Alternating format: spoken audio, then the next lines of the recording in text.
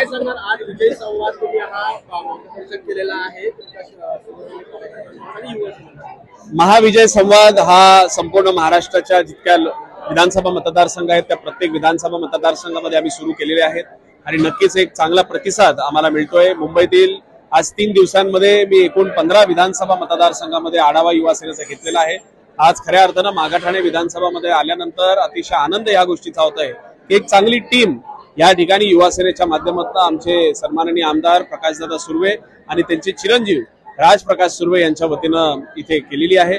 मी त्यांना मनापासून शुभेच्छा देतो आणि असंच चांगलं काम या मागे ठाण्याच्या विधानसभा मतदारसंघातील लोकांसाठी त्यांनी करावं। आगामी विधानसभा निवडणुकीच्या आधी मुंबई विद्यापीठ सिनेट निवडणुकीमध्ये ठाकरे गटाने 10 पैकी 10 जागा विजयी झालेला आहे।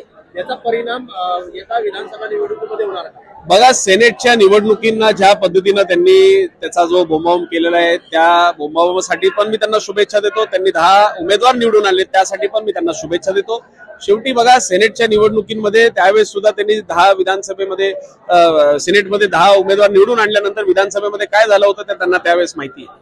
म्हणून येणाऱ्या विधानसभेमध्ये विधानसभेची निवडणूक ही वेगळी असते, सेनेटची निवडणूक ही वेगळी असते। सेनेटमध्ये त्यांना विजय मिळालेला आहे त्यासाठी त्यांनी त्याचा आनंद आता ज्या पद्धतीनं ते आनंद साजरा करतायत तशाच आनंद साजरा त्यांनी करावा। विधानसभेमध्ये आनंद साजरा करायचं काम हा महायुतीच्या वतीनं शिवसेना, भारतीय जनता पक्ष आणि अजितदादा पवार यांची राष्ट्रवादी काँग्रेस करणार आहे।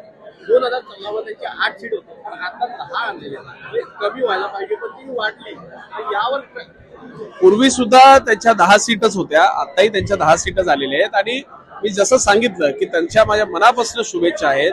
त्यांनी फक्त सेनेटसाठी मेहनत करावी कारण सेनेटच्या लोकांनी आता त्यांना समर्थन दिलेलं आहे।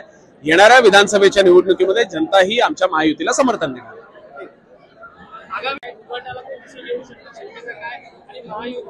नाही, उभाटा आणि यांच्याबद्दल मला सांगायचं नाही, परंतु महायुतीचे सर्वाधिक सीट येतील आणि मुख्यमंत्री म्हणून महायुतीचाच उमेदवार हा मुख्यमंत्री म्हणून शपथ घेणार।